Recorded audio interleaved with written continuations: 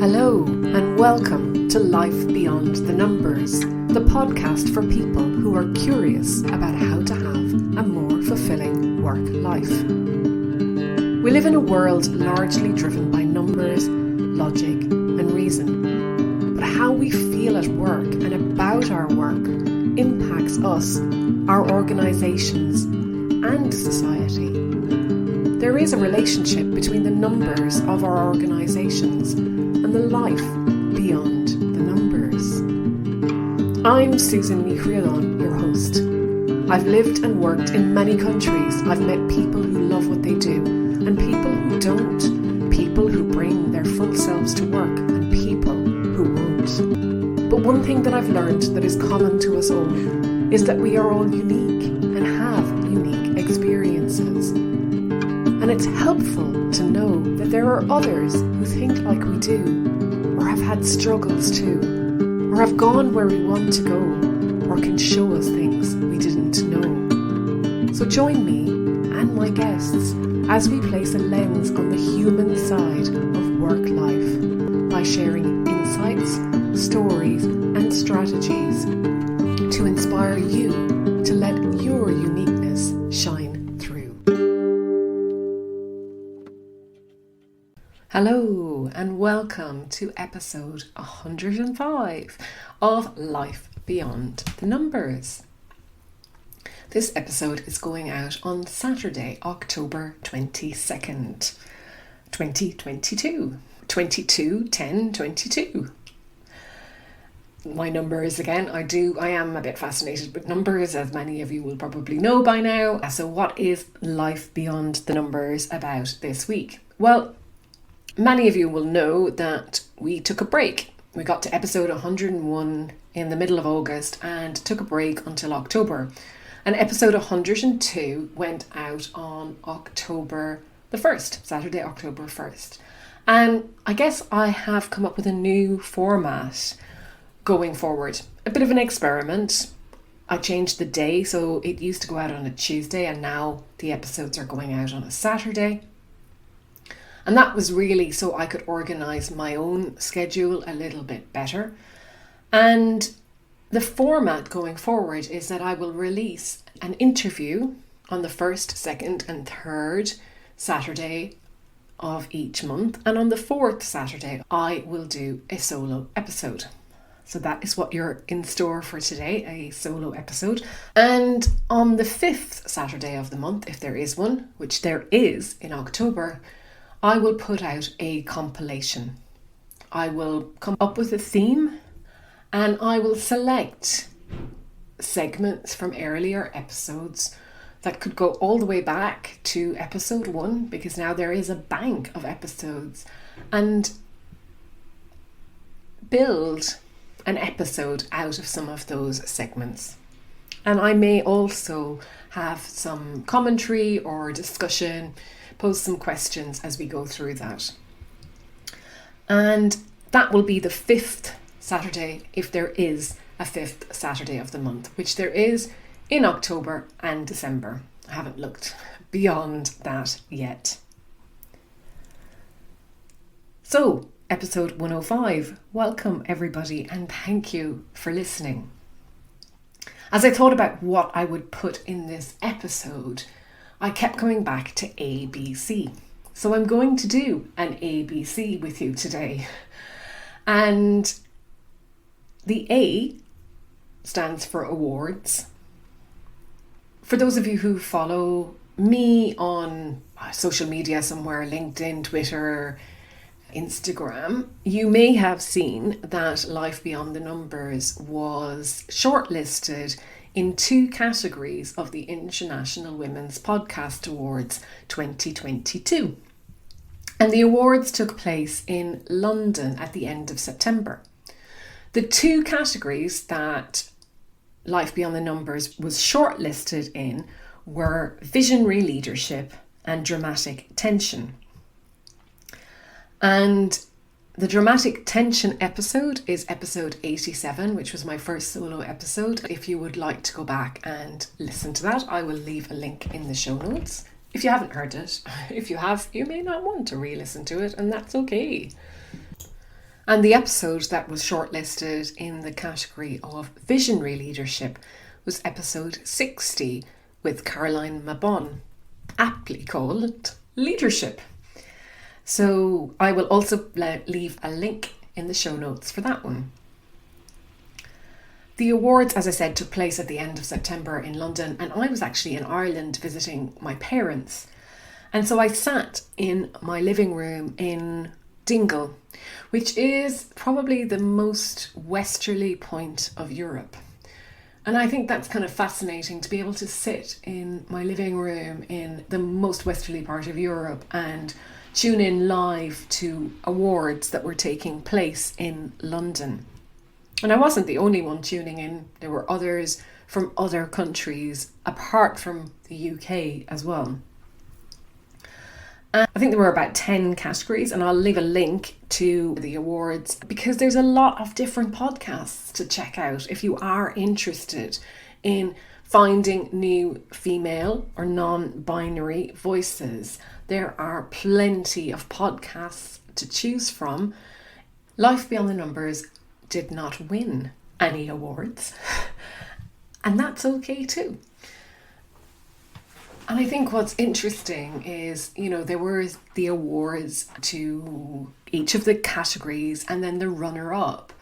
And we never really remember the runners-up, do we? Or even who was shortlisted. We only remember number one. And it's just something that we do, that number one, again, life beyond the numbers. And I guess somebody has to win. Not somebody has to win, but somebody does win. There is an award given. And then everybody else has achieved a massive amount, I think, to be shortlisted or to become a runner-up. That's how I feel about it. So for me, it was an achievement. Another A. So it was an achievement to be shortlisted in 2 categories and something I'm proud of. Interestingly, the highlight of the night for me was, and I must go back and actually figure out who this person was because she was the runner-up in the final award category, which was Changing the World One Moment at a Time.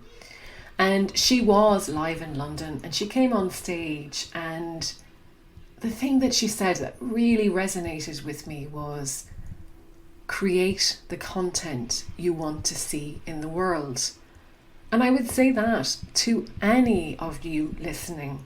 If there is something you want to read in the world or see in the world or hear in the world, create it.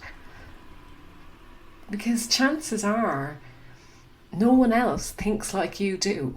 I don't even think that's a chance. I mean, that's a fact, isn't it? No one else thinks like you do. No one else has your set of experiences and perspectives and views, and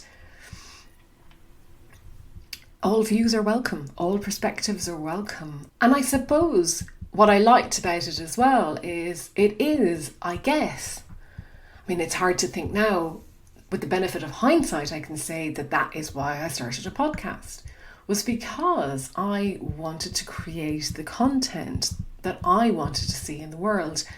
Even if I wasn't really sure what that content was, but it brought me closer to knowing what it was. So it was an exploration, a bit of digging to get somewhere. And that leads in really nicely to B. What does my B stand for? Well, my B stands for book. And I have news. Yeah, I have news to share. Other news. In the last week or so, well, I've been on holidays in the last week, but just before I went on holidays, I signed a book publishing contract. And as I say that, well, there's a big grin on my face. You can't see me, but there is a big, massive grin on my face because, again, I am quite proud of doing that. But I've also just got this real flutter in my stomach, and I don't know if it's excitement or nerves or just what the WTF. But I did it.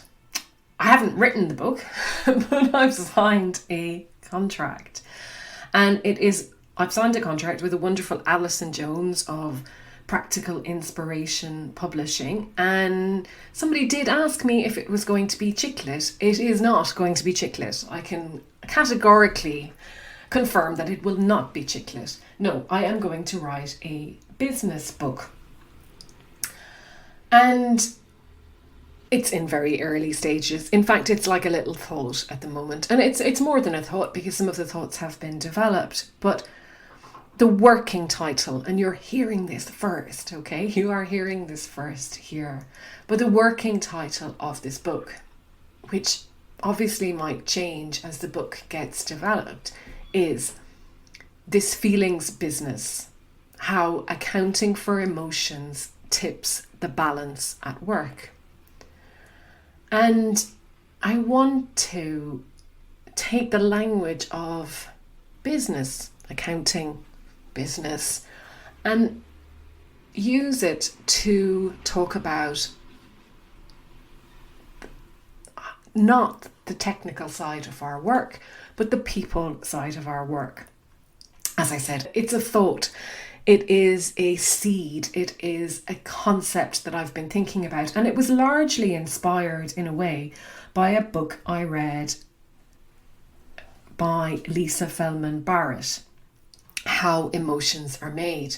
And when I was reading this book, Lisa Feldman Barrett talked about a body budget and how to manage the level of energy that we need. Our body runs a budget. And every time we expend energy, we need to bring it in. And somebody has to manage that. And that is basically the function of what the body is doing to keep everything in balance, as such, like a budget. And she calls it a balanced budget. But it really got me thinking about, the concept of, or how we run an organization, and we use the financial statements, the profit and loss balance sheet, and so on. Can we actually use that language to explain the concepts of emotions and feelings and soft skills, for want of a different term, using that hard technical language? I may have lost you by now, and that's okay. As I say, it's a very early stage thinking, and it's basically based off the premise that if the financial statements provide us with evidence or information on the financial state of an organization, they're also providing us with information on the emotional state of an organization. Because actually, if people are disempowered, disenfranchised, disengaged, all of those kind of words, they're probably not doing their best work, and therefore the organization, as well as the individual, is losing out. And perhaps sales are being left on the table, or perhaps costs are being abused somehow and inflated because of how work is being done. Anyway, like I say, it is a work in progress. And how do you write a book like that? And that is the question I am not asking myself. And not because I'm not facing up to it, but because I started to read this book, a book that was recommended to me recently on one of these cohort-based writing workshops that I took part in. And thank you so much, Monica Tan, for that book recommendation. But the book is called The Answer to How is Yes. And it's a book by a guy called Peter Block. And it's about acting on what matters. And in the first couple of pages, he basically says we have yielded too easily to what is doable, practical, and popular. And therefore, that has made us sacrifice the pursuit of what is in our hearts. And then because of that, we start giving into our doubts and settling for what we know how to do or can easily learn how to do, instead of pursuing what matters most to us and living with the adventure and anxiety that requires. So here's to some anxiety and adventure, or adventure and anxiety, as I work out writing this book. And the philosophy of Peter Bloch's book, or his words, is if we could all agree not to ask how for a while, that actually it would force us to engage in conversations about why we do what we do. And it would create space for discussions about purpose, about what is worth doing, rather than what is the right answer. And it would give priority to aim over speed. Because actually our culture tends to just value what works more than it values what matters.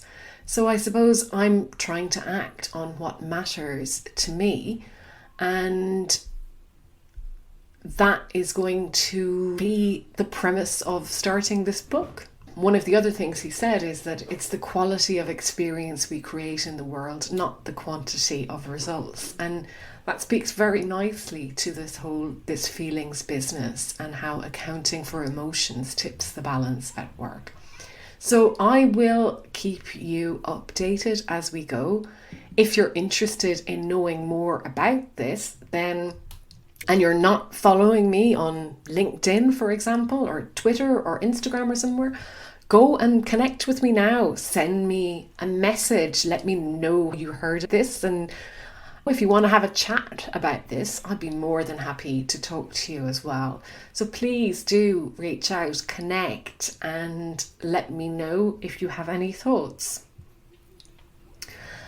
And I just completed a coaching questionnaire for writing this book, because it's a publishing partnership. So I work alongside Alison and her team to bring this book to life. And one of the questions Alison asked was, what in your personal journey is relevant to this book? And I mean, I have a number of stories, but I think there's one that stood out quite a bit for me. And if you have listened to episode 87, I did talk about a book called Cassandra Speaks by Elizabeth Lesser. And Cassandra Speaks is when women are the storyteller, the human story changes. And in this book, there is a piece about how Elizabeth Lesser was running a conference, and Eve Ensler, the activist and playwright best known for the Vagina Monologues, was speaking. And she spoke about a scar on her body, how she got it, what it meant to her, and how she used its presence to remind her of the lessons she learned during a difficult time in her life. And then she asked the audience to close their eyes. And if you want to do this now, if you're somewhere safe that you can close your eyes and think of a scar on your own body. Put your finger on it if you can, trace its contours as a way of remembering the stories embedded in our skin. How did it happen? What did you learn from it? What was the message in the tattoo? And as I was reading this, I have a scar on my body. When I was 11, I broke my elbow. And I broke it in a way that it needed 2 operations, 2 pins, and 21 stitches to put it back together again. And after that operation, the surgeon told me, I was 11, the surgeon told me that if I ever broke it again, that I would probably lose power in it. It wouldn't work properly, something like that. Subconsciously, I really embodied that message. I really did. And I guess to a stage where a lot of my life I was looking after my elbow so that I wouldn't break it again. And I know that because I never did things like ice skating, and anything I saw as potential for breaking my elbow was out. I mean, I tried certain stuff. I wasn't like completely not doing things, but actually I was minding myself a lot more subconsciously than I realized. And in my mid to late 20s, I developed chronic pain in my back, in my left hand side. And over the next number of years, like 13, 14 years, I tried all sorts of people, as you do when you're in pain. And for any of you who'll know who've had physical pain, chronic pain, you will do anything to try and fix it, or find the right person who can help you. And really, I think I wanted somebody to label it for me, give me a diagnosis so then I could do something about it. And I used to get temporary relief, whatever, but it went on for many, many years. And I would say curtailed some of my activities and my lifestyle. But I learned to live with it, as we do. When I started living in Switzerland, I met a craniosacral therapist who has been on this podcast, Steve. Steve was on episode 10, This Feelings Business. There was the seed for the book. And he was also an episode on touch, which is a really interesting episode. Episode 47. Again, I'll put links in the show notes to both of those. And when I started to work with Steve, he basically told me that I was too young to be in that kind of pain and that he could help. And he did. And what he helped me do, I think, was realize, he helped me to get in touch with my feeling side, which I had become probably quite disconnected from my body. And I can remember him saying to me, asking me in one of the first sessions, tell me how you feel. And I said, I think I feel blah, blah, blah, whatever. And he said, no, I didn't ask you what you thought. I asked you what you felt. And I was a bit like, what's going on here? And so then I had to learn how to articulate what I was feeling in my body. And the other thing that he helped me understand and realize was that in a way, this pain was in my head, and not in an imagined sense, but how he described it was, if you imagine a burglar alarm on a house, and the burglar alarm on the house, for most people, goes off when a burglar breaks in or somebody tries to break in. But with my alarm on my house, my body, my alarm was ringing if a leaf fell from the tree in the garden. And so my alarm signals were faulty, and I looked at everything as a risk, and as such I was protecting myself, trying to keep myself safe, and this manifested in pain. And getting an understanding of that really opened my mind, opened my eyes, opened my body to new experiences. And I can honestly say I've been living pretty much pain-free ever since, which started to open up a whole new world, I think, for me. And it's something I've really been pursuing ever since.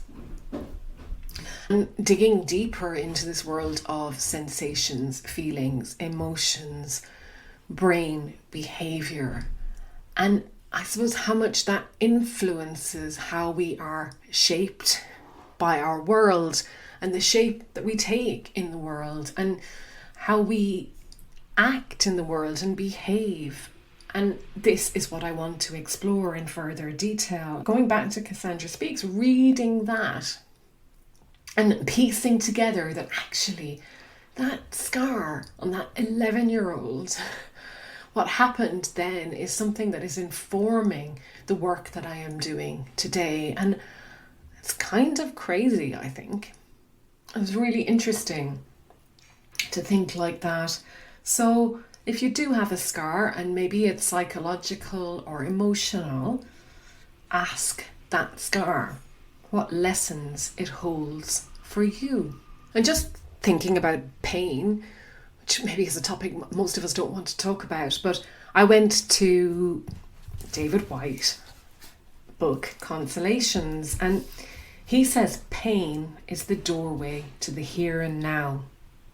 It is a form of alertness. It is a way in. Its beautiful humiliations make us naturally humble and force us to put aside the guise of pretense. In real pain, we have no other choice but to learn to ask for help. It's the first proper step towards real compassion. We suddenly find our understanding and compassion engaged as to why others may find it hard to fully participate. Because pain makes drama of an everyday life. So pain is an appreciation for, most of all, the simple possibility and gift of a pain-free life.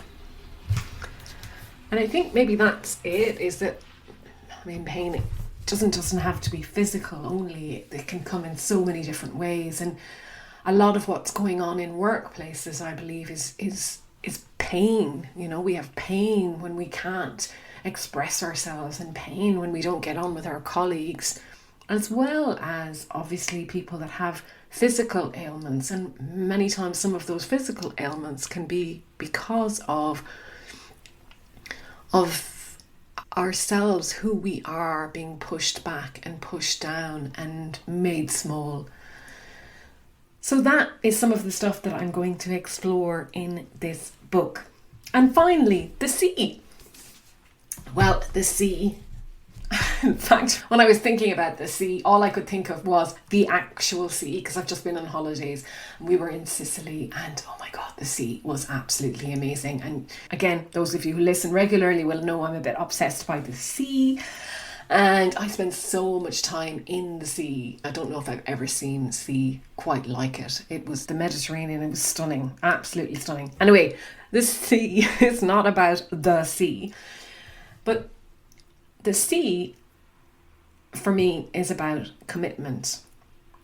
And actually, it was funny, I was having a conversation with Helen Joy earlier, and I said to her, I can't think of a sea except for the sea. And she talked about consistency, and we actually got into a conversation about consistency, but I came back to commitment. And the reason I came back to commitment actually is because commitment, I think, so let's start this again. I've wanted to write a book for I don't know how long, and I've talked about it for a while. And 2 years ago, I did a book proposal for a book, but after digging into it a bit more and doing some more research, I realised it wasn't the book I wanted to write. And I also realised it wasn't the business I wanted to run. Whereas this for me really is more of a calling book. And I thought about the things that I've been successful in or at in life. And by successful, I mean completing in a way. And there's another C. And doing it like in a way that just made sense, I suppose.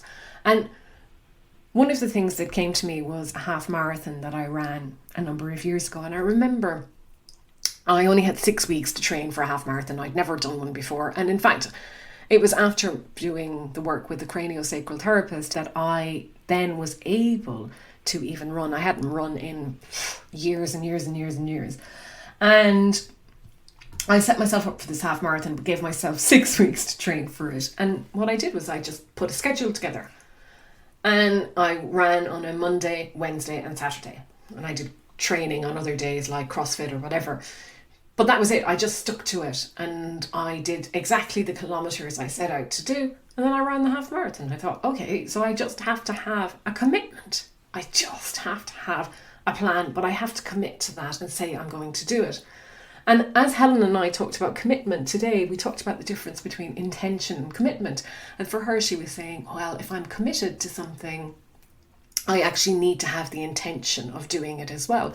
And I said, well, I think it's different for me. For me, I can have the intention, but unless I commit, then it doesn't really matter. When it comes to the podcast, I committed to that. And again, I put out a schedule every single week and I was consistent. There's that C again. But I was consistent with the commitment. And that's what I want for this. I want to commit fully. I want to say I'm all in. I am going to produce this. And I don't know, do you have any thoughts on the difference between commitment and intention? Because for me, I think I can have an intention to do something. It doesn't mean I'm committed to doing it though. And that's where words matter. And that's why we all have our own versions of the words that work for us. And perhaps that's just what I had to find, was that word that worked for me, and then make that commitment. But actually, back to Peter Block, because he, in his book, The Answer to How is Yes, interestingly said, knowing how to do something may give us confidence, another C, but it does not give us our freedom. Freedom comes from commitment, not accomplishment. It comes from finding our own voice, not following another's. So maybe that is the commitment, is finding my own voice and not following another's. And yes, of course, I'm going to be influenced by others. And this book is not going to be about me. This book is going to be based on developments in neuroscience and psychology and management and leadership and so on. But I'm making the content, another C, I'm making the content that I want to see in the world. And that is my commitment. And my other commitment, as I said at the beginning of this episode, is my commitment I'm making to you to produce an interview episode the first 3 Saturdays of every month, and to do a solo episode on the 4th Saturday of every month. And if there is a 5th Saturday, there will be a compilation episode. Another C. Oh my God, this episode is full of C's. Thank you for listening. Like I said, if you are not connected with me on social media, please do it right now. The episode is over. Go directly onto LinkedIn or Instagram or Twitter and find me and send me a connection request or follow me or whatever it is. But if you send me a connection request on LinkedIn, please just mention that you listened to this podcast episode, and maybe we'll have a conversation even. Another C. I don't know if I'm going to do this format going forward. Let's not go that far ahead yet. Again, the answer to how is yes. So I'm just going to see what unfolds in the next few weeks, and I will be back with a solo episode on the 4th Saturday in November. Until then, thank you for listening. Bye. Thank you so much for listening. I hope you've enjoyed the paths we traversed on today's episode. If something rang through for you, be sure to let me know. Or maybe you can share this with someone in your life who would benefit from listening too. And if you enjoy helping others, I'd be so grateful if you would leave a review, so that people who might also be curious about their own life beyond the numbers can discover this podcast too.